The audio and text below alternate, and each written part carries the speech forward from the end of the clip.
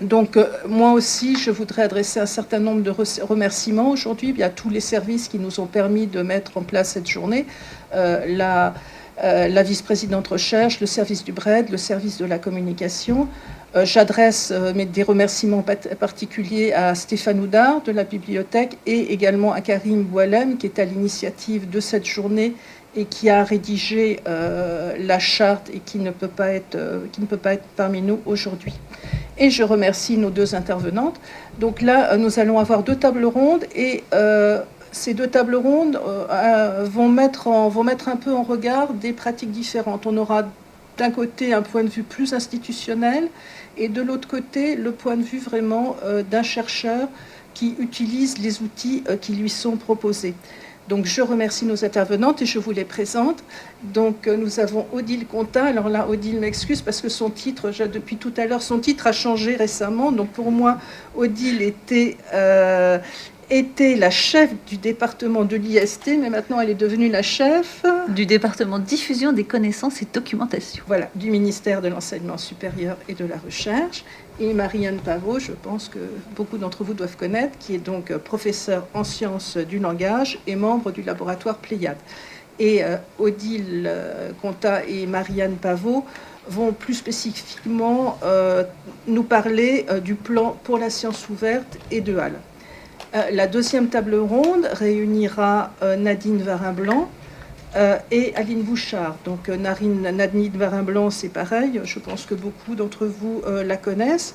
Nadine est directrice de recherche à l'INSERM, chargée de mission recherche pour les sciences biomédicales auprès de la vice-présidente recherche et a également un certain nombre d'autres casquettes que je ne saurais toutes vous citer.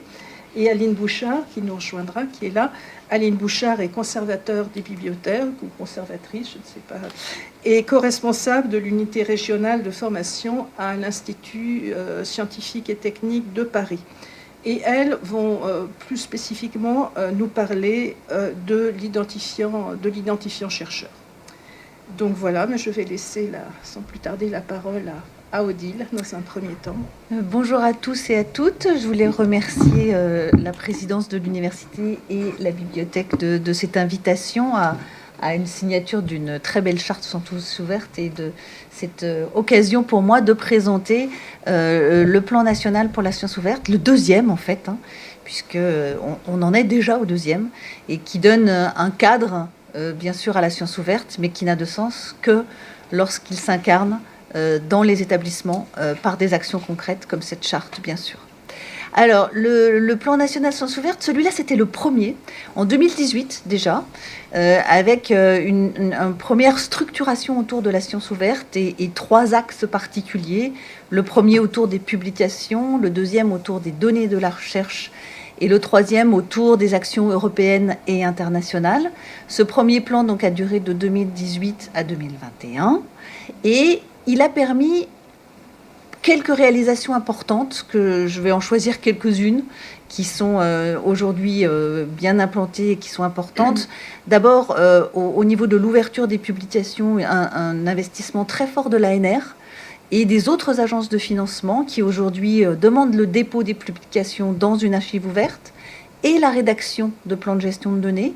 Donc le fait que les agences de financement soient impliquées et mettent en œuvre des actions sciences ouvertes, c'était extrêmement important. Le déploiement progressif des stratégies de sciences ouvertes au sein des établissements. Quand on a fait le bilan du premier plan, on était à entre 20 et 30 chartes ou autres documents mis en œuvre par les établissements. Je pense qu'aujourd'hui, on doit au moins en être une 50aine. Il faut qu'on refasse un bilan, parce que ça va de plus en plus vite. Mais en tout cas, c'est très, très important. La création d'un réseau de références sciences ouvertes, de la CPU, enfin d'aujourd'hui France Université, mais ça aussi c'est important qu'il y ait des références sciences ouvertes au niveau global de France Université, des actions ciblées en faveur des doctorants, et puis, je vous en reparlerai, un baromètre pour la science ouverte qui permet de mesurer les premiers impacts, et la création de la fonction d'administrateur ministériel des données, qui est aussi très important pour prendre en œuvre la gestion des données, ouverture et partage. Des réalisations, il y en a eu d'autres. Juste pour vous donner une idée de ce qui s'est fait pendant ces 3 années, le Fonds national Sciences ouvertes a eu une dotation importante, dont une partie des 11 millions viennent des économies de l'abonnement Elsevier. Hein, c'est important. Annie a rappelé l'importance du coût des publications et du fait de la création en fait, des premiers mouvements sciences ouvertes. Et donc, grâce à cet argent et à des dotations du ministère et à des soutiens des établissements, il y a beaucoup d'actions qui ont pu se mettre en œuvre. Je vous en ai mis quelques-unes ici, dont le soutien important à HAL comme une plateforme nationale. J'y reviendrai tout à l'heure. Mais aussi un prix de la donnée, mais aussi des appels autour de l'édition scientifique ouverte pour permettre l'expérimentation de nouveaux modèles économiques pour les revues, par exemple, qui sont quelque chose pour nous de très important. Le baromètre de la science ouverte, c'est un outil très important parce que quand on fait de la science ouverte, il faut essayer d'en mesurer l'impact, de voir ce qui avance et ce qui n'avance pas. Et donc la première version était en 2018, donc il s'agit de voir le taux de publication scientifique française en accès ouvert.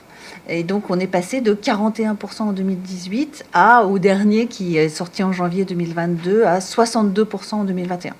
Que ce soit accessible en archives ouvertes ou directement dans des revues en accès ouvert. Donc c'est pour nous un outil tout à fait important et un outil qui se décline dans les établissements. Aujourd'hui, il y a à l'Université de Lorraine, à l'Université de Lille et dans d'autres endroits des baromètres pour les établissements eux-mêmes, pour qu'ils puissent eux aussi mesurer ce taux d'accès ouvert. Et ça, c'est important aussi. Donc, il y a un groupe qui s'est créé pour essayer de mutualiser l'outil et d'en faire une déclinaison par établissement ou par organisme de recherche. Le deuxième plan national pour la science ouverte, celui qui a commencé donc le 6 juillet 2021, il part des 3 mêmes structures que le premier plan, mais avec l'idée d'aller plus loin, bien sûr, de généraliser les pratiques, d'ouvrir et de partager les données de recherche. Ça, c'est vraiment très important, avec parallèlement au deuxième plan une feuille de route données, algorithmes et codes. La création d'un nouvel axe dans le plan qui n'existait pas en 2018, qui est l'axe d'ouverture des codes sources produits par la recherche, qui est moins connu, mais qui est aussi important. Une inscription européenne et internationale importante, notamment dans le contexte de la présidence française, et puis des déclinaisons disciplinaires et thématiques. Et ça, pour nous, c'est très important parce qu'il s'agit bien sûr de prendre en compte les pratiques sur le terrain et les différences de pratiques en édition, de pratiques en évaluation, etc., des différentes disciplines. Donc ça, c'est vraiment très important. Je vais vous présenter rapidement l'ensemble de ces axes. Donc le premier, c'est généraliser l'accès ouvert aux publications, qui était déjà présent dans le premier plan, avec bien sûr au cœur l'Archive ouverte nationale HAL, qui est pour nous l'instrument majeur de ce mouvement. Soutenir des modèles économiques d'édition en accès ouvert sans frais de publication, comme en parlait le président de l'université il y a quelques minutes. C'est très important aussi de pouvoir mettre en œuvre une publication sans frais, ni pour le lecteur, ni pour l'auteur. Et puis favoriser le multilinguisme, parce que ça aussi c'est un enjeu important, donc non seulement les traductions, mais aussi des publications dans des langues différentes, c'est-à-dire des traductions du français vers l'anglais bien sûr, mais aussi de l'anglais vers le français parfois, selon les disciplines. D'où l'importance du multilinguisme. Le deuxième axe, c'est la structuration, le partage et l'ouverture des données. Vous voyez qu'on met partager et ouvrir, puisque, vous le savez sans doute, dans la diffusion des données de la recherche financée sur fonds publics, il faut bien sûr essayer d'ouvrir un maximum, mais il y a des données qui ne peuvent pas être ouvertes pour de multiples raisons. Donc c'est le mantra européen qui dit aussi ouvert que possible, aussi fermé que nécessaire. Donc on est bien dans cette idée-là que les données de la recherche ne peuvent pas complètement être ouvertes. Et dans ce deuxième axe très important des données de la recherche, il y a la création d'un portail qui s'appelle Recherche Datagouv, qui est une plateforme fédérée pour déposer les données de la recherche pour tous les organismes et établissements n'ayant pas eux-mêmes d'entrepôt, puisque c'est très important, on dit aux chercheurs partager les données, mais où ça ? Donc voilà, l'action principale de cet axe est la création de Recherche DataGouv, qui normalement devrait ouvrir d'ici la fin du mois. Donc voilà, ça c'est très important. Et puis la politique d'ouverture des données est donc sur l'ensemble du cycle de vie des données de la recherche pour les rendre fairs, hein, c'est-à-dire faciles à trouver, accessibles et interopérables. Troisième axe que je vais vous présenter plus rapidement, qui est vraiment en devenir, c'est celui sur les codes sources et les produits de la recherche. Donc, il s'agit d'ouvrir les codes sources logiciels, et c'est un enjeu important pour la reproductibilité des résultats scientifiques. Donc, il va y avoir au sein du Comité pour la science ouverte un nouveau collège de spécialistes et qui va s'occuper de l'ouverture des logiciels et des codes. Donc ça, c'est vraiment quelque chose qui est devant nous et pour lequel il y a encore beaucoup d'actions à mettre en œuvre. Et enfin, dernier axe, celui de transformer les pratiques sur le terrain avec des actions très importantes autour du développement des compétences en sciences ouvertes et donc de la formation des étudiants, des doctorants. Et là, bien sûr, les bibliothèques et les écoles doctorales ont un rôle central à jouer. Tout ce qui est autour de la valorisation des productions scientifiques, bien sûr, et puis l'évaluation et inscrire donc la science ouverte dans le système d'évaluation aujourd'hui. Et ça, ce sont des choses qui se font bien sûr au niveau national, par exemple avec la CERS, mais qui ne peuvent se faire aussi qu'au niveau européen et international. Et enfin, une question budgétaire, puisqu'il y a de plus en plus une volonté d'avoir, pour mettre en place des actions le plus fort possible, d'avoir un budget conséquent pour la science ouverte. Dans l'ensemble de ces 4 axes, je vais bien sûr faire un point particulier sur HAL, qui, comme je le disais, est un outil particulier dont on a fêté les 20 ans en 2021. Déjà, vous vous rendez compte, 20 ans. C'est pas un outil si récent que ça, mais il a beaucoup évolué ces derniers temps. HAL aujourd'hui, c'est une plateforme commune de dépôt, donc à vocation nationale, à vocation transdisciplinaire, et qui est aussi une infrastructure de l'information scientifique. Il y a aujourd'hui une feuille de route, une stratégie nationale des infrastructures de la recherche, et HAL fait partie de ces infrastructures de la recherche en information scientifique. C'est très important, cette reconnaissance au niveau national et cette inscription sur la feuille de route. Donc c'est un acteur majeur de la politique nationale en faveur de la science ouverte et donc qui est inscrit bien sûr dans le plan national que je viens de vous présenter. Il y a donc une gouvernance particulière autour de HAL qui est donc structurée autour du CCSD, le Centre pour la communication scientifique directe. On oublie parfois les sigles, mais voilà. Et avec aujourd'hui donc un comité de pilotage, un comité d'orientation, et puis une assemblée des partenaires de HAL qui rassemble l'ensemble des établissements ayant un portail dans HAL. Donc il y a une gouvernance commune, et ça aussi c'est très important. Et puis un conseil scientifique international. HAL aujourd'hui, je voulais vous redonner quelques chiffres. C'est donc plus d'1 million de documents en texte intégral déposés aujourd'hui. Les derniers chiffres datent de janvier 2022. C'est la date du dernier rapport d'activité du CCSD. Donc 1 million de documents, c'est quand même assez énorme. 146 000 déposés au cours de la dernière année 2021. Je parle bien entendu uniquement du texte intégral, c'est-à-dire que quand il y a vraiment le dépôt du document.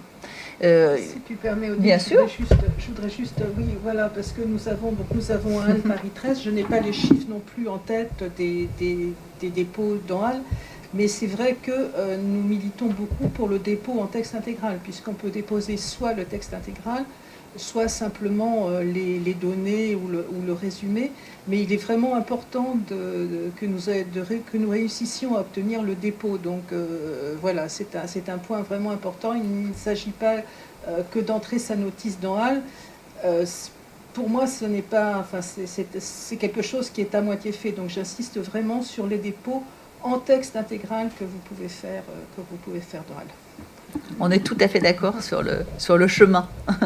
Et donc, je vous ai mis un peu la structure de ces dépôts avec une très forte importance des thèses. qui sont une partie importante de l'archive. Il y a même des images, les gens ne le savent pas toujours, mais il y a des données attachées à la recherche qui sont déposées dans HAL, dont des images. Et puis, vous voyez une très forte proportion d'articles scientifiques. C'est normal, on y reviendra, mais juridiquement, c'est ce qui est bien sûr le plus facile de déposer. Et donc, je vous ai mis aussi les structures de langue, avec 66% de documents en anglais. Voilà, c'est intéressant aussi d'avoir cette perspective-là.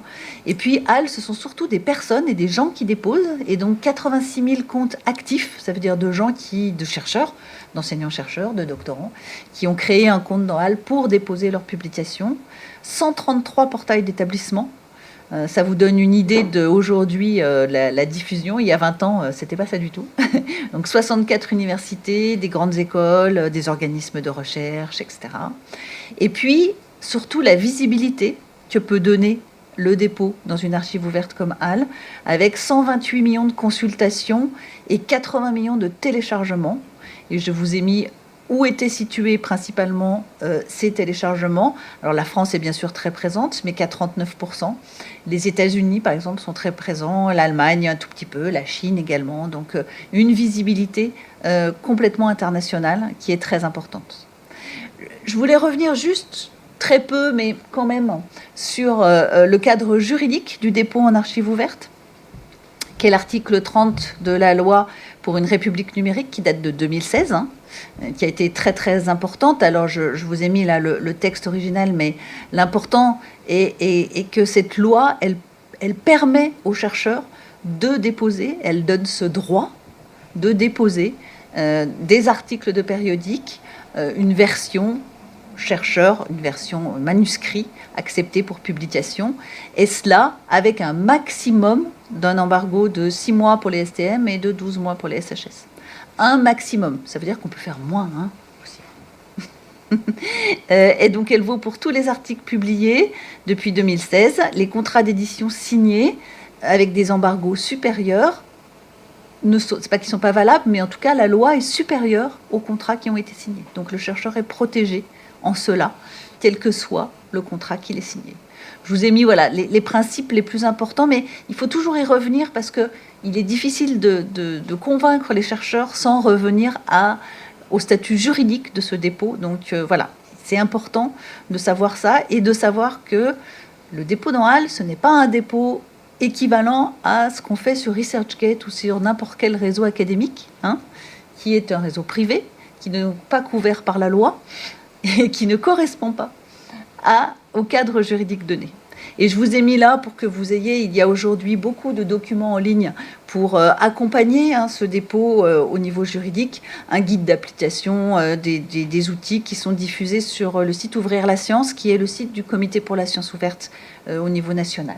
Et j'interviens là aussi donc à Paris 13. Donc, c'est Karim Boualem qui est responsable du service des relations avec les chercheurs qui s'occupe des dépôts dans HAL, mais qui peut donc se déplacer dans les laboratoires, faire des formations, mais qui peut aussi se charger de faire les dépôts dans HAL.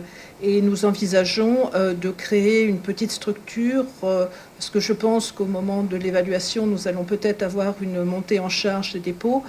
Nous pouvons tout à fait vous aider à déposer dans HAL. Apparemment, c'est une procédure assez simple, mais qui s'ajoute, je dirais, à vos nombreux stages, même si on considère que le dépôt est l'acte final de la démarche scientifique, que ça fait totalement partie du processus.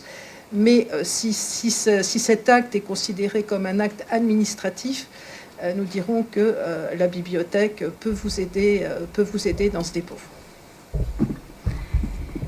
Et juste pour rappel, le dépôt dans HAL, il a beaucoup de vertus.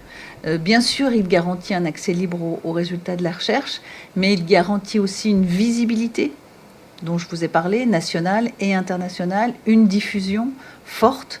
Il garantit aussi une augmentation de l'impact des travaux. Vous savez qu'il y a eu beaucoup d'études qui ont été faites que le dépôt en accès ouvert permet d'augmenter le taux de citation des articles de façon très importante. Et puis, aussi étrange que cela puisse paraître, il peut apporter une protection juridique aux travaux. Le dépôt dans HAL, il est définitif. Vous ne pouvez pas retirer un document, sauf quelque chose de vraiment exceptionnel.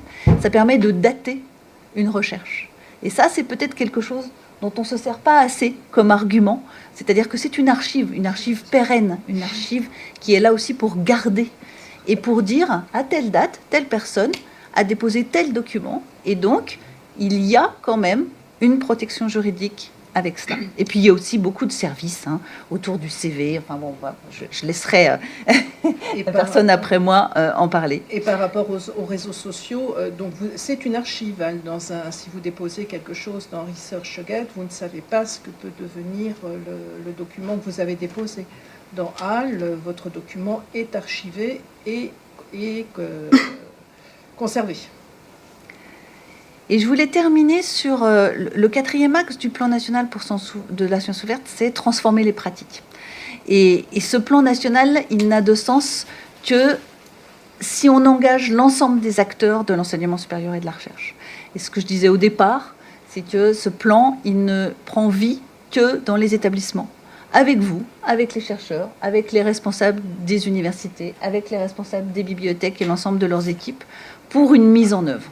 Et on est vraiment très, très attentif à ce qui est de plus en plus donc, de plans pour la science ouverte au niveau des établissements, pour demander l'ouverture des publications, pour promouvoir le partage des données, etc. Pour adapter ce que je vous disais, donc le baromètre pour la science ouverte, pour promouvoir ce dont on va parler à la table ronde d'après, c'est-à-dire l'identifiant ORCID pour les chercheurs, les plans de gestion de données, etc. Et puis, je voulais redire un mot sur le groupe de travail de Dora, qui réunit donc tous les établissements qui ont signé la déclaration de San Francisco sur la recherche pour mettre en œuvre une évaluation plus qualitative que quantitative. Et ce changement dans l'évaluation, ce changement grâce à ce qui est fait ici et partout ailleurs dans les établissements, il est très très important. Si on ne va pas jusqu'au bout du processus, on n'y arrivera pas. Et le bout du processus, c'est modifier l'évaluation. C'est faire en sorte qu'elle soit plus qualitative et que nous puissions aller vraiment jusqu'au bout de la science ouverte. Voilà. Et ensemble, alors du coup, j'ai mis le 2e plan et la signature de la charge. Voilà. Merci beaucoup de votre attention.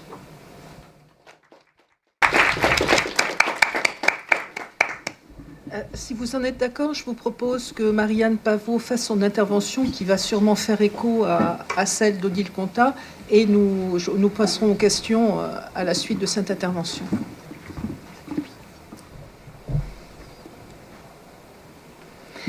Merci beaucoup à l'équipe d'organisation de cette demi-journée, à la personne qui m'a invitée, Karim Boualem, et à toute l'équipe de la bibliothèque.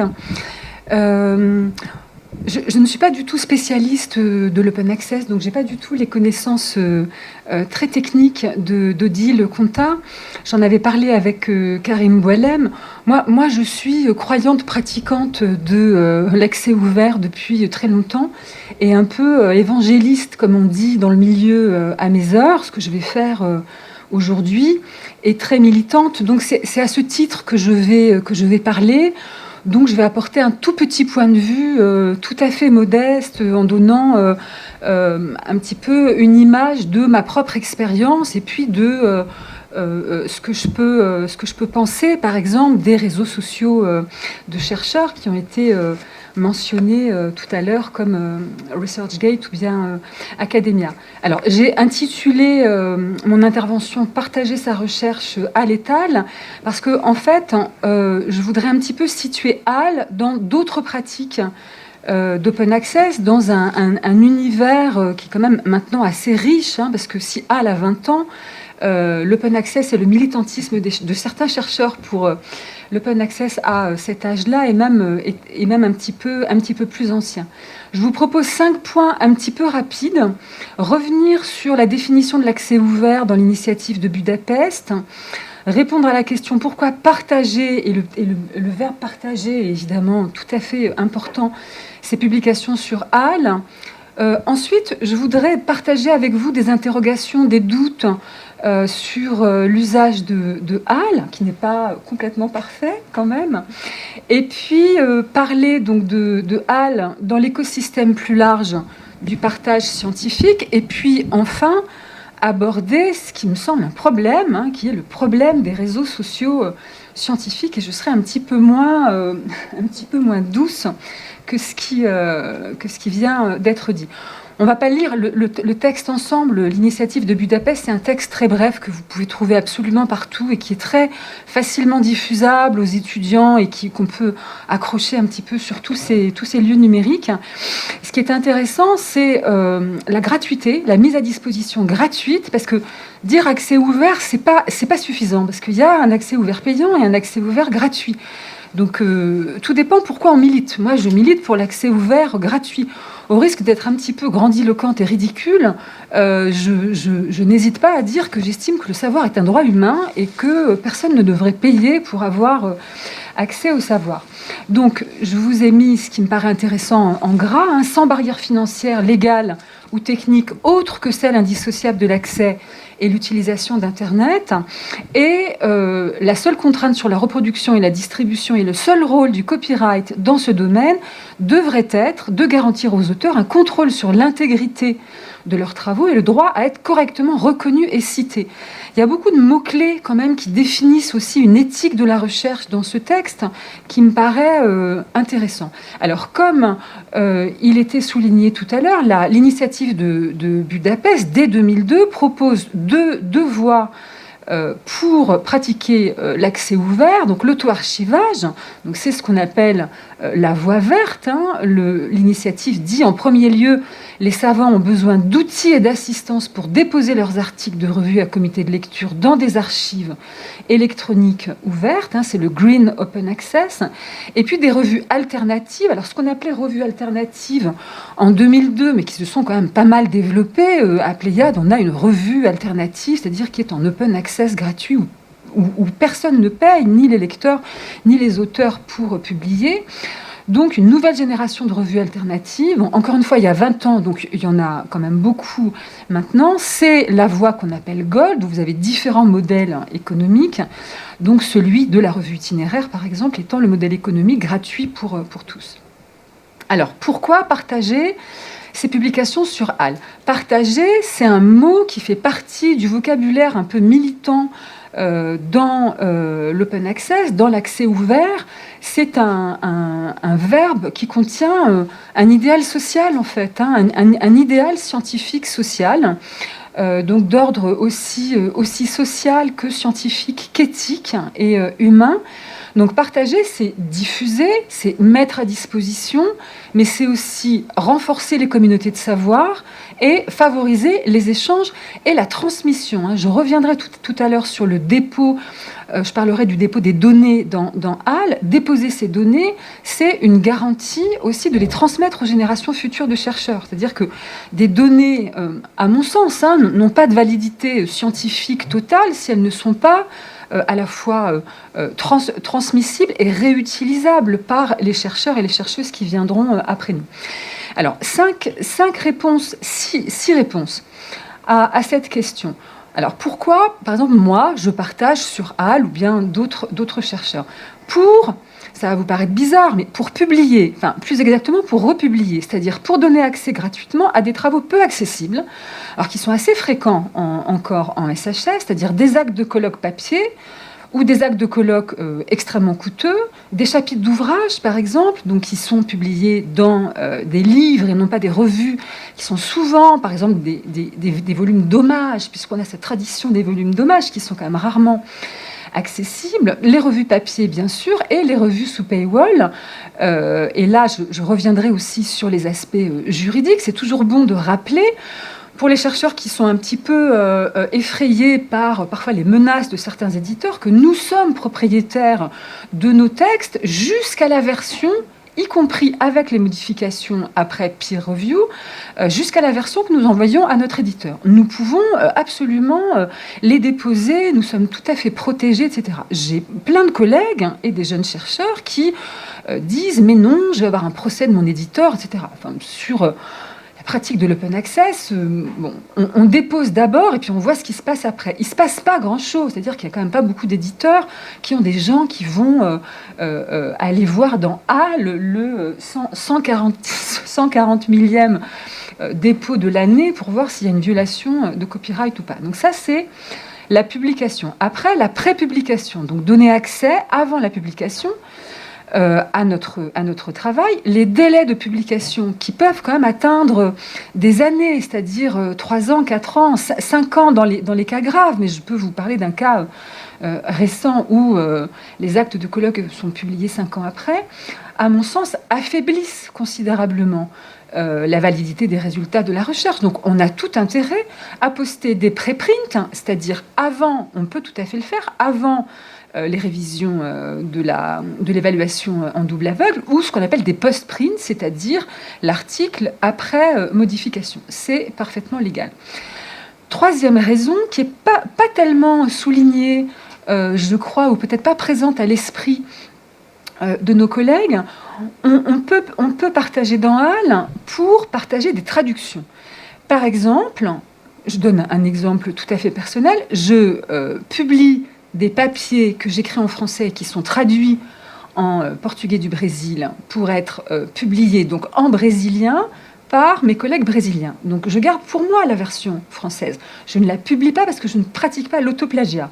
Donc je ne pratique pas cette publication. Donc qu'est-ce que j'en fais ? Eh bien, je mets la version française dans HAL en disant voilà, c'est la version française d'un article qui a été publié en brésilien, etc. Donc ça peut être une langue, ça peut être une autre, mais dans nos pratiques de traduction, quand on vous demande un texte dans une autre langue et pas que l'anglais, c'est-à-dire en espagnol, en portugais, en italien, dans d'autres langues quand même qui existent comme langue de la recherche que l'anglais, on peut tout à fait être traduit et donc avoir cette version française, mais ne pas la garder dans nos ordinateurs, mais effectivement la partager, ce qui la rendra peut-être visible et ce qui donnera peut-être d'ailleurs à un autre pays ou à d'autres chercheurs d'autres langues de la traduire. Ça m'est arrivé aussi. Réponse suivante. Diffuser des travaux non publiés. Dans HAL, sur l'aide de HAL, vous avez toute la liste de ce que vous pouvez publier. C'est effectivement extrêmement divers. Vous publiez des choses donc non publiées par les éditeurs ou bien les revues, des communications, des posters. Les jeunes chercheurs, surtout qui pratiquent le poster, peuvent publier leurs posters, des interventions diverses, comme celle d'aujourd'hui, par exemple. Je pourrais très bien la publier dans HAL, d'ailleurs je vais le faire. Des documents de travail, des rapports intermédiaires. Et avant-dernière réponse, publier dans HAL pour déposer des données. Alors vous avez très précisément et très, je trouve justement, Odile, rappelé qu'il y avait des images. Moi j'ai pensé aux cartes. Il y a actuellement, j'ai vérifié ce matin, 321 cartes dans HAL. Alors je vous les ai mises. Voilà, les cartes dans HAL, ça se présente comme ça. J'ai pris la première qui, il se trouve, c'est une carte de 2019, mais qui porte sur l'Ukraine.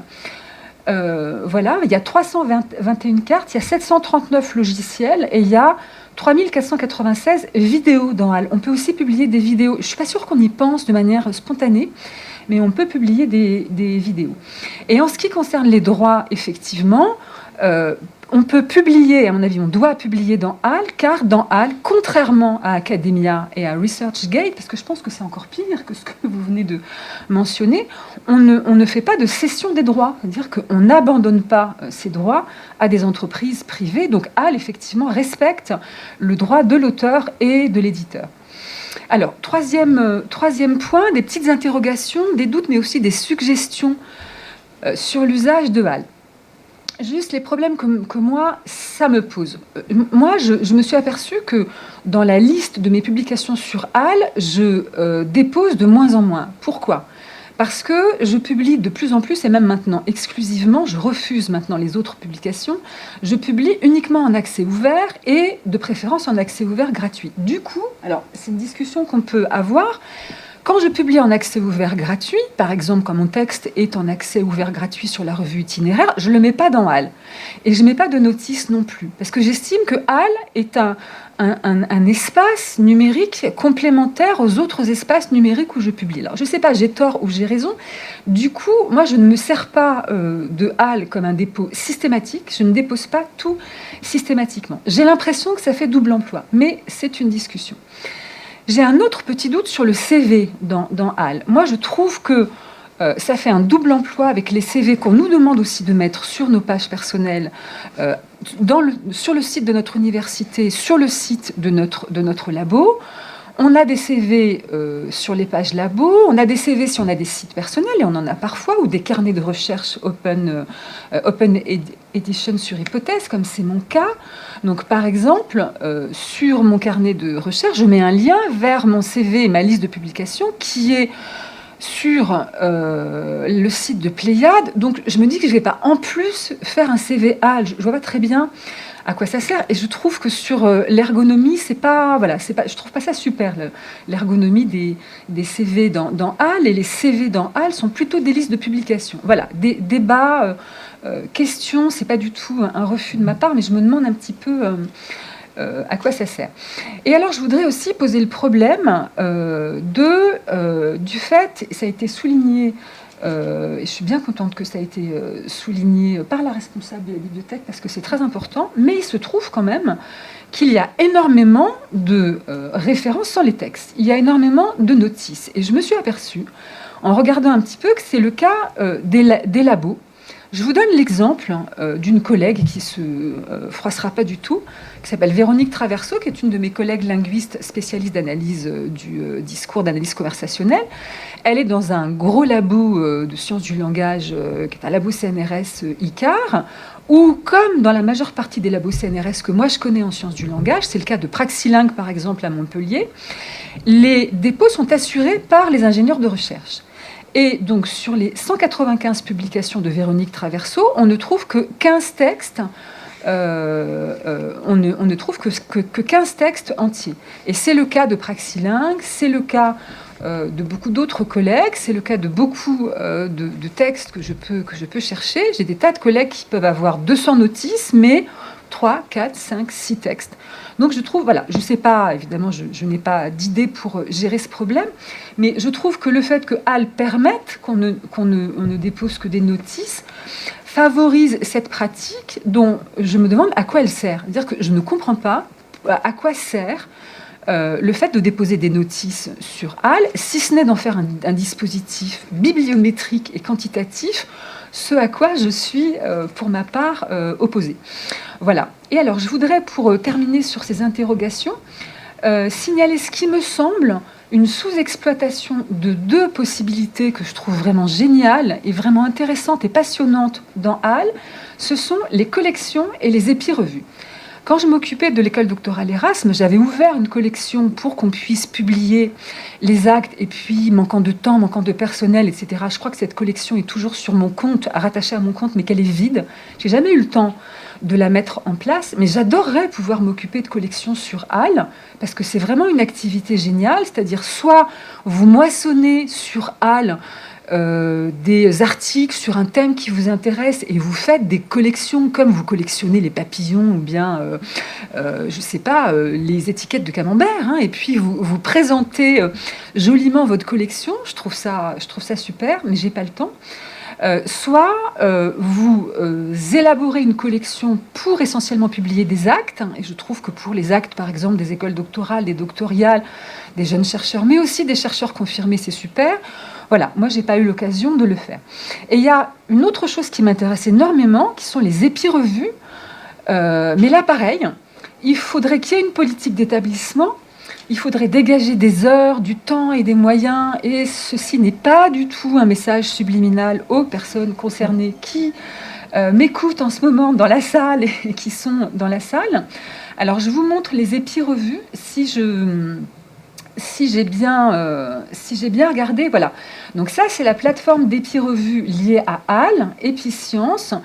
Et je crois qu'il n'y en a pas beaucoup. c'est assez restreint. Il n'y en a vraiment pas beaucoup. Parce que si j'ai bien cherché, donc la page a été mise à jour le 14 février 2022. Voilà, il y a une vingtaine d'épi-revues qui ont été créées. Et donc, je crois qu'on a un boulevard, là, quand même, pour les revues, donc dites alternatives en 2002, et vraiment en open access gratuit. On a beaucoup de choses à faire. Moi, je me souviens très bien avoir vu passer l'annonce de la création d'Épicence, des épi-revues. Je me souviens très bien avoir été très intéressée, en avoir parlé avec mes collègues. Et je me souviens très bien avoir été totalement épuisée à l'idée d'y passer le temps que je n'avais pas. Voilà. Donc, voilà. 2 suggestions d'exploitation vraiment intéressantes de HAL. Avant-dernier point, et j'ai presque terminé, ça c'est un petit peu une demande qui m'a été faite par Karim Boualem dans notre conversation téléphonique. Donc HAL et HAL, comment, pour ma part, dans mon petit univers numérique personnel, quelle est la place que joue HAL ? Donc, alors, en ce qui concerne le dépôt, j'en ai déjà parlé. Pour moi, le dépôt, c'est aussi publié en open access, mais HAL a une place dans la diffusion de mes travaux, mais aussi ceux des doctorants ou des chercheurs avec lesquels je travaille. La plateforme Hypothèse a implémenté depuis pas mal de temps, depuis, je ne sais pas, 5-6 ans, mais même peut-être plus, un widget que vous pouvez installer sur vos carnets. Alors ça donne ça c'est une capture d'écran de la page d'accueil de mon carnet, et à gauche, vous avez publié automatiquement les titres des articles que je dépose dans HAL. Hein, ça s'active automatiquement. Dès que je dépose quelque chose dans HAL, c'est pas très très ergonomique, mais vous avez le titre des articles. Donc la liste de publications, donc, comme je vous l'ai dit, pour moi, elle est sur ma page Pléiade avec des liens ailleurs. Des liens ailleurs qui concernent la page de publication, mais à l'intérieur de ma liste de publications, je mets des liens vers les publications en accès ouvert et aussi des liens vers HAL.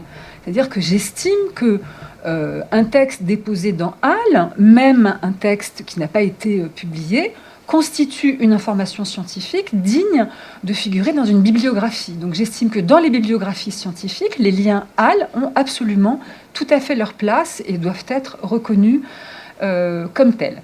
Donc je fais un renvoi à cette liste sur mon carnet de recherche, et à partir de ces lieux-là, la diffusion, pour moi, elle se fait aussi sur les réseaux sociaux numériques ordinaires, c'est-à-dire essentiellement Twitter, le Twitter des chercheurs, Facebook, le Facebook des chercheurs qui existe, surtout sur des pages, mais aussi sur Instagram, qui...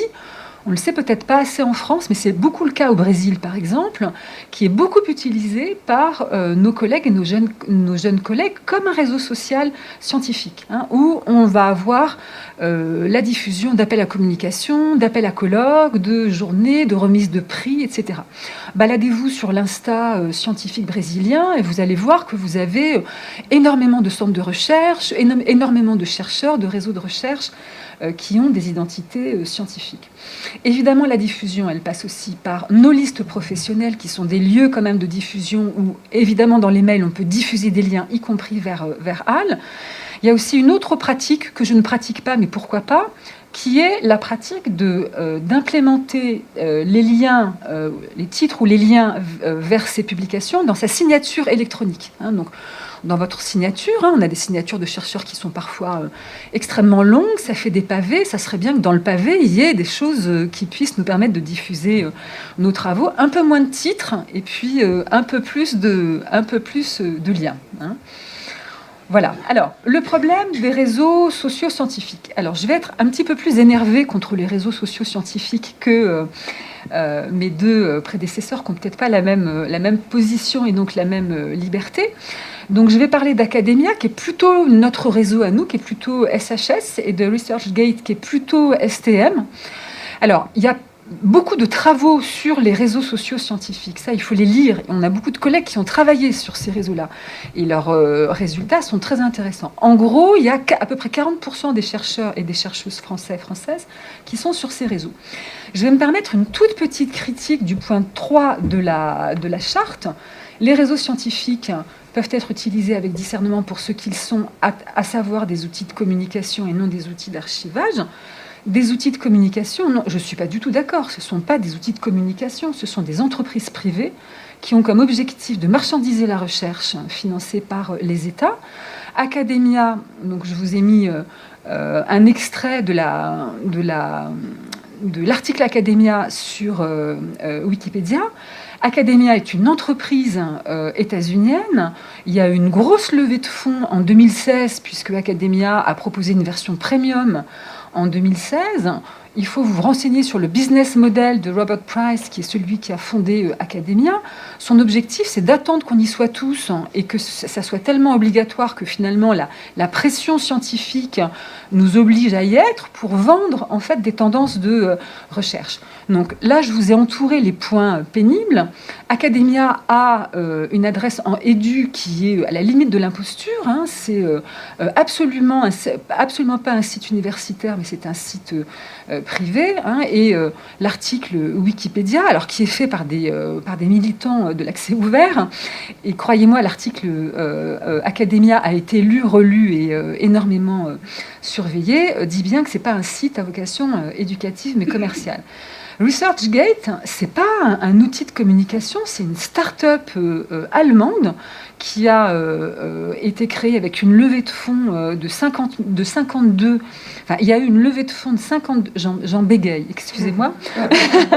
De 52 millions de dollars en 2017 et qui se finance avec des offres d'emploi, avec des pubs pour des conférences, nos conférences, et des offres de produits de laboratoire.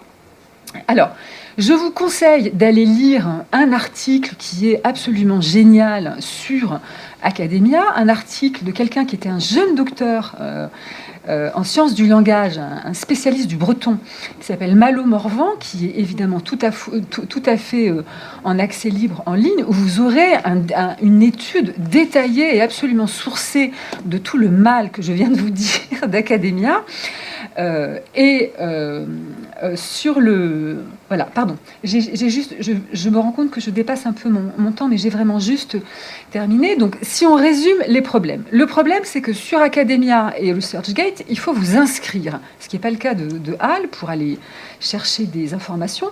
Et donc, vous devez fournir vos données, et tout ce que vous déposez sera fait sans aucune interopérabilité, ce qui est la base, en fait, de l'open access. C'est-à-dire que vos données ne circulent pas.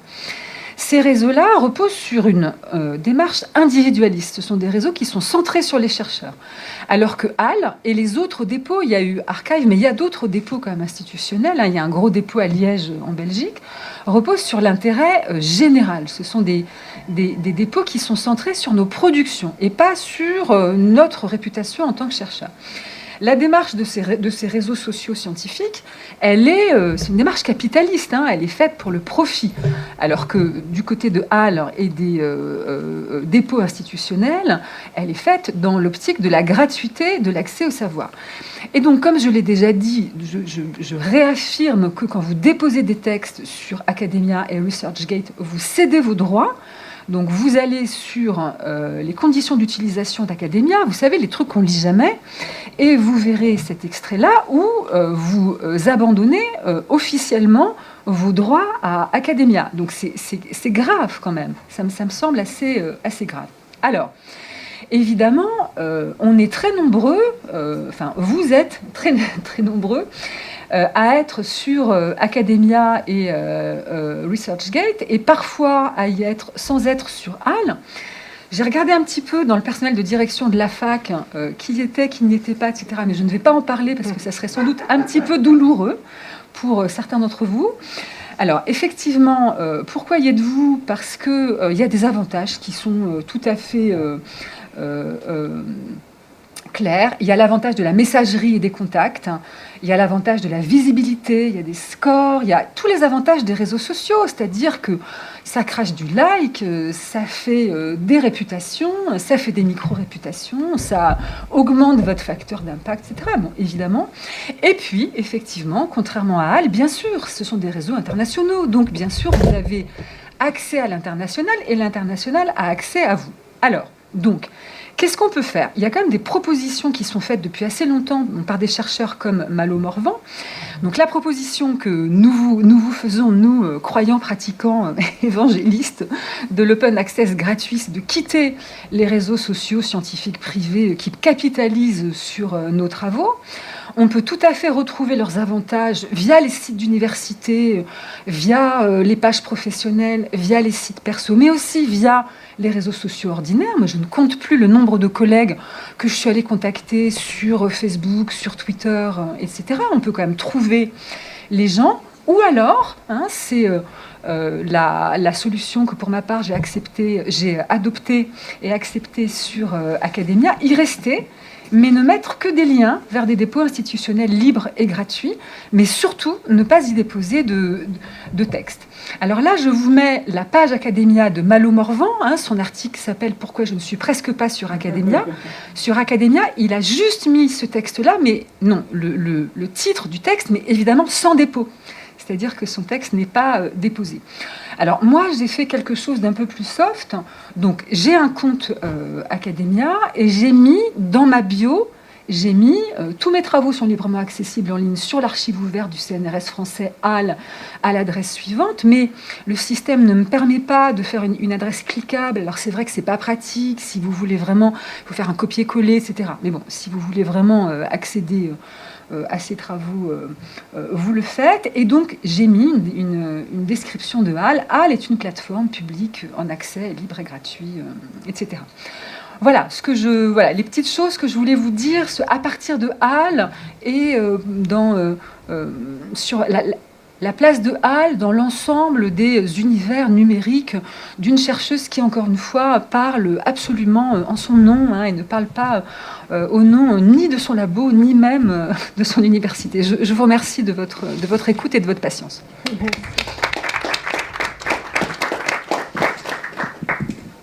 Écoutez, merci beaucoup. Je pense que votre intervention va susciter des réactions et des questions, donc je ne sais pas... Oh là là, oui. Oui, bonjour, merci pour vos interventions. Moi, j'ai commencé il y a peut-être 25 ans à faire un site web sur la plateforme Free. Après, je me suis mis sur ResearchGate, après, je me suis mis sur Academia, et enfin, j'ai été sur HAL.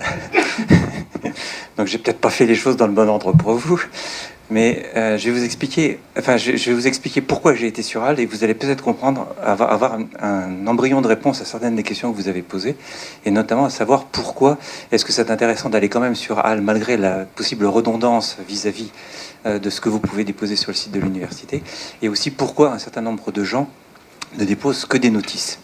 Alors, s'ils ne déposent que des notices, on ne va pas se mentir, c'est par paresse, mais s'ils déposent quand même la notice, c'est des fois parce qu'ils sont obligés. Et moi, je suis chercheur CNRS, et la seule façon que... tous les ans, je dois faire un rapport d'activité, et la seule façon que mes publications puissent rentrer dans mon rapport d'activité, c'est il faut qu'elles soient saisies sur HAL. Et si elles ne sont pas saisies sur HAL, elles sautent de mon CV. Et donc, de mon évaluation, bien sûr, est moins bonne. Donc, voilà. Donc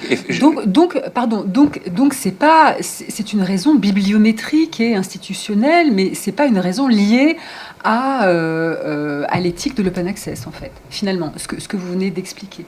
Alors, à l'origine, non, tout à fait. Voilà, tout à fait. C'est parce que... merci, c'est intéressant.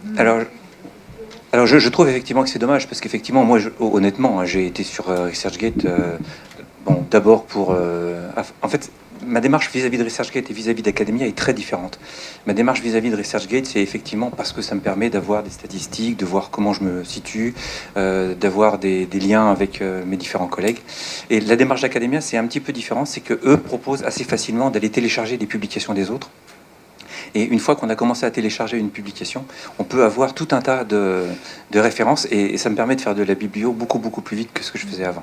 Donc je ne sais pas si c'est pertinent vis-à-vis peut-être des options futures de HAL, mais honnêtement, le retour que j'ai, parce que je suis directeur de mon laboratoire, donc forcément j'ai des retours des autres chercheurs de mon laboratoire qui ont beaucoup de difficultés en fait en général à se connecter sur HAL et à y charger leur publication.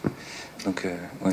Est-ce que, monsieur, est-ce que je peux juste me permettre... Moi, je suis désolée, je ne vous connais pas, donc... Non, bien sûr. Est-ce que vous pouvez juste vous présenter, parce que je n'identifie pas votre discipline et tout, ça me... Alors, je suis Dominique Vrel, je suis le directeur du LSPM, le laboratoire des sciences des procédés et des matériaux, D'accord. à Galilée. Donc, on est en sciences des matériaux, essentiellement. Merci. Voilà.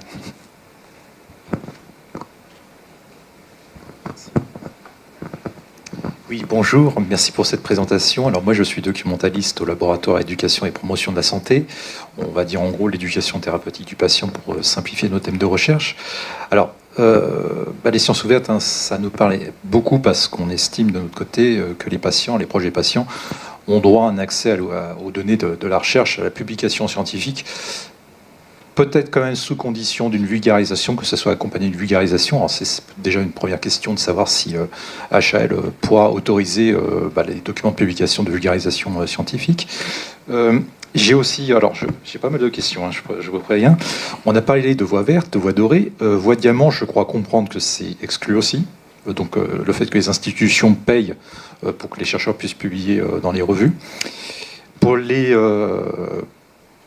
les données de recherche, vous me direz si j'ai bien compris, ça sera pas forcément n'importe quelle application. Je veux dire, on ne va pas rentrer dans une dépendance vis-à-vis d'éditeurs informatiques. Ça sera, je suppose, des applications qui seront conseillées pour gérer les données de recherche. Et enfin, alors, on n'en a pas parlé, je pense que c'est vraiment un problème, et je pense que les gens ici vont le confirmer, les éditeurs prédateurs qui profitent énormément de de cette sphère science ouverte. Hein, ils ne font pas forcément payer. Hein. Là, récemment, on a eu quelqu'un qui disait, voilà, publie et on te donne de l'argent pour publier dans d'autres revues. On a eu un cas aussi où la personne s'est vue proposer gratuitement de publier une publication dans une revue prédatrice. Hein. L'idée, c'est évidemment de capter les chercheurs par une première publication, puis ensuite de les faire payer progressivement de plus en plus haut. Cela. Donc est-ce que le plan Sciences Ouvertes vous mettra bien en garde la communauté de la recherche scientifique sur les éditeurs prédateurs et puis j'en finis là, promis. Il y a aussi en termes de bonnes pratiques de recherche scientifique quelque chose qui se développe, le peer review, qui devient de plus en plus transparent qui sont mis sur les sites des revues. Est-ce que ça va être le genre de format d'information qu'on pourra mettre aussi à terme dans HAL, hein. Je pense que c'est quand même pas mal d'avoir aussi les commentateurs, les échanges avec les relecteurs, hein, qui soient disponibles également sur le site HAL. Voilà. Je ne sais pas s'il y avait d'autres questions.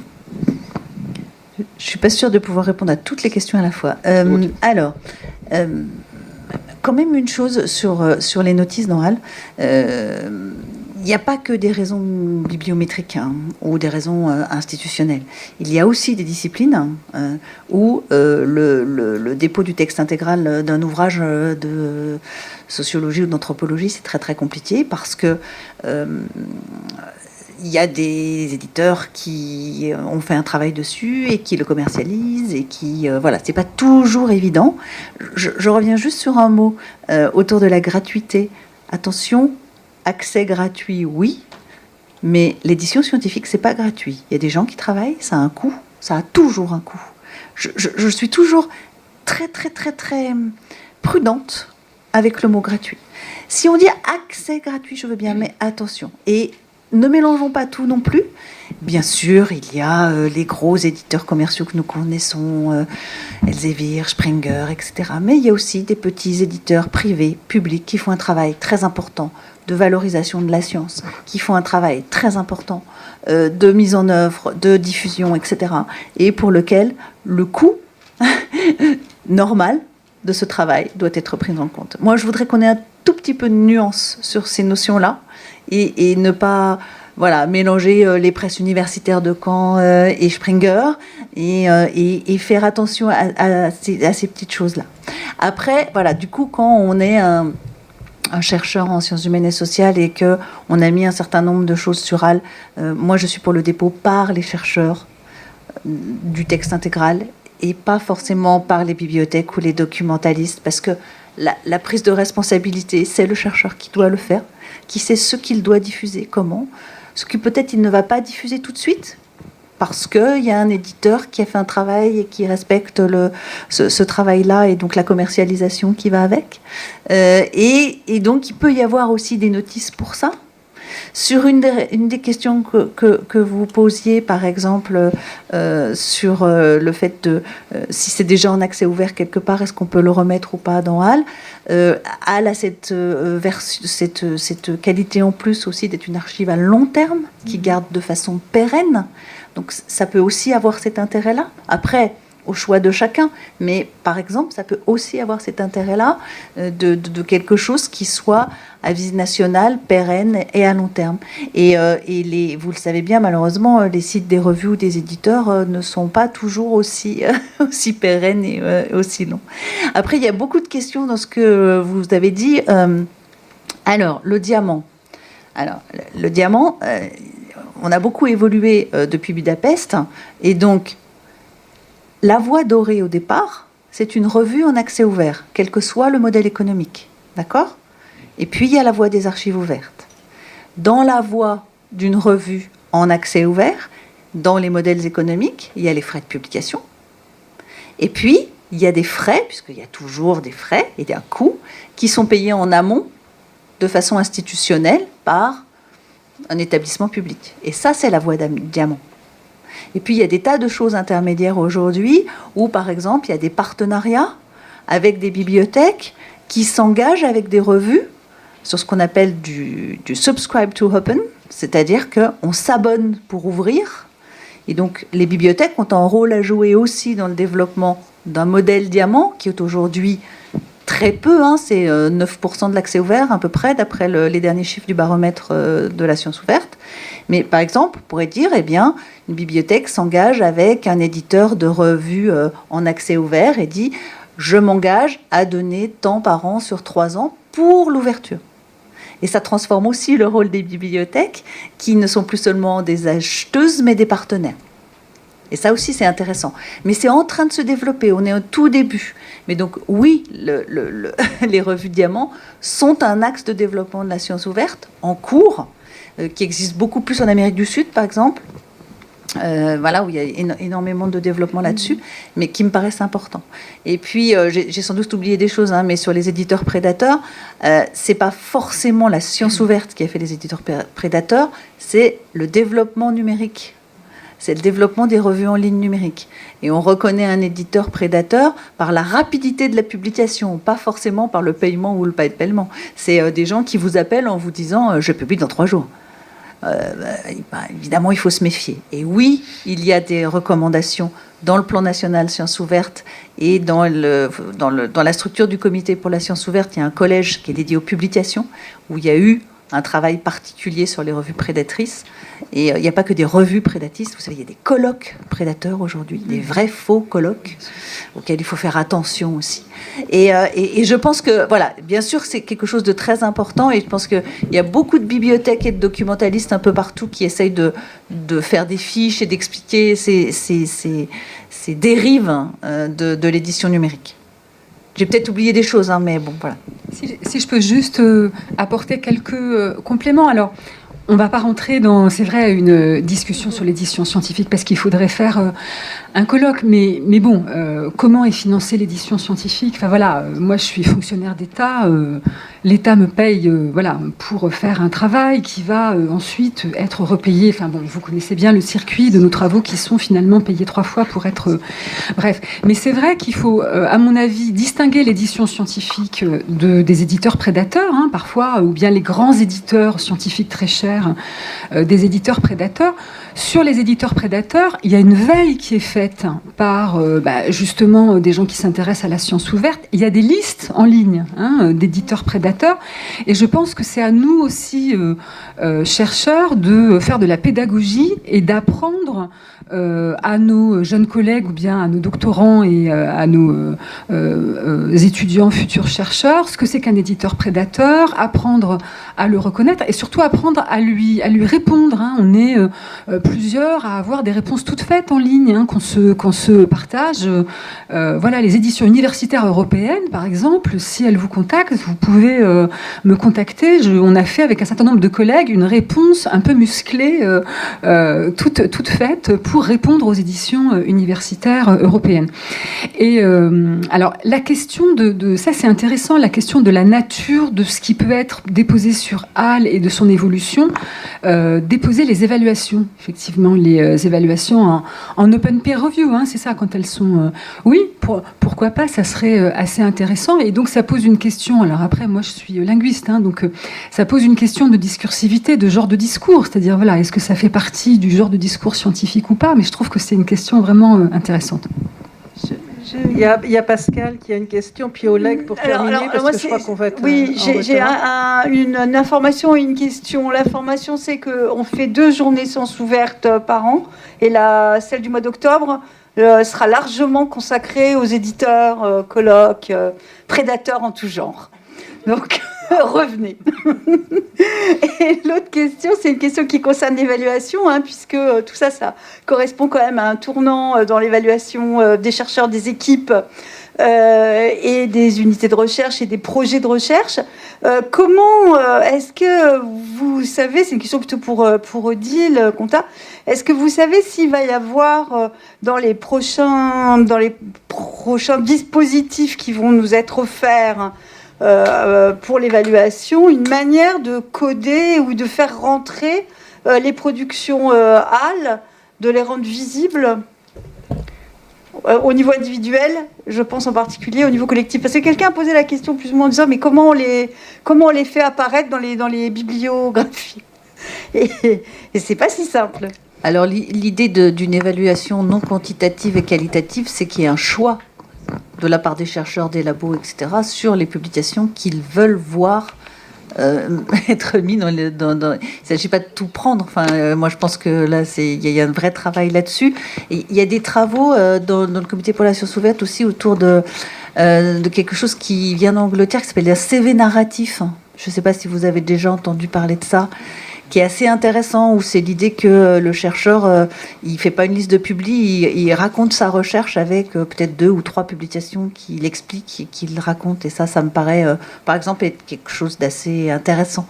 Mais alors là, je n'ai pas d'autres informations sur la question que vous posez. Juste quand même une chose, l'open peer review, c'est très très intéressant, mais ce n'est pas dans HAL. Dans HAL, c'est une diffusion d'un certain nombre d'articles, mais l'open peer review, il va aller dans ce que vous avez présenté dans Epiccience. C'est-à-dire que c'est la revue qui décide, avec un comité éditorial, de mettre en place une évaluation ouverte où ils diffusent les rapports ou des synthèses des rapports, etc., etc. Mais il faut que la chose soit très claire. Au départ, c'est un projet éditorial. Pour moi, ça n'a pas sa place dans HAL. Ce sont des revues, c'est des choses très intéressantes. Dans Epiccience, à mon avis, c'est plus la place que dans HAL. Mais vous voyez, ça, c'est aussi une culture scientifique. Sur nombre de pages personnelles dans leurs universités, de nos collègues états-uniens, par exemple, sont publiées les évaluations. C'est-à-dire que mes collègues états-uniens publient leurs évaluations, ce qui serait impensable pour nous en France. Donc voilà. Donc, non, en tant qu'auteur. C'est-à-dire qu'ils ils déposent leur article avec les évaluations. Donc c'est ça. Donc c'est des cultures. C'est vraiment des questions à poser. Mais effectivement, c'est pas prévu dans le système. On va terminer avec Oleg, qui a une... Donc Oleg, pour ceux qui ne Chers connaissent collègues, pas, Oleg Kourbakov était économiste. Oui, chers collègues, je remercie de votre présentation qui est assez intéressante. Donc, vous avez cité les traités de Budapest, la convention de San Francisco. Moi, j'ai une double casquette ici au sein de notre université. Je représente une ONG qui a un statut consultatif avec l'UNESCO et de l'ONU. Et donc, nous avons voté au mois de novembre 2021 la recommandation sur les sciences ouvertes. Voilà, donc j'ai encore le projet de recommandation. Voilà, donc la question que je vous pose, Madame Odile Constat, est-ce que vous avez déjà reçu de la part du ministère des Affaires étrangères cette recommandation qui était ratifiée? Et deuxième question, voilà, qui rejoint les propositions et notes de la Madame la vice-présidente. Donc cette recommandation justement qui donne la possibilité de tenir en compte que l'évaluation des chercheurs par rapport aux critères de la science doit être adaptée aux différentes étapes de leur carrière, avec une intention particulière pour les chercheurs en début de carrière. Donc c'est quelque chose qui est une recommandation non contraignante. C'est à nous. Voilà, donc à savoir est-ce que nous appliquons dans les conditions de notre liberté académique qui était inscrite également dans cet acte normatif de l'UNESCO très récent. Voilà. La recommandation de l'UNESCO est de très très bonne qualité et nous faisions partie en tant que ministère, nous avions un représentant dans les instances qui ont participé à la rédaction de cette recommandation qui est diffusée sur le site Ouvrir la Science et qui est vraiment de très très bonne qualité. Eh bien, écoutez, merci à vous deux. Donc, je pense que là, on a plein d'éléments pour notre prochain groupe de travail et que peut-être que vous reviendrez pour la suite de notre feuilleton parce que c'était absolument passionnant. Donc, maintenant, nous accueillons donc pour cette deuxième table ronde donc Aline Bouchard et Nadine Varin-Blanc.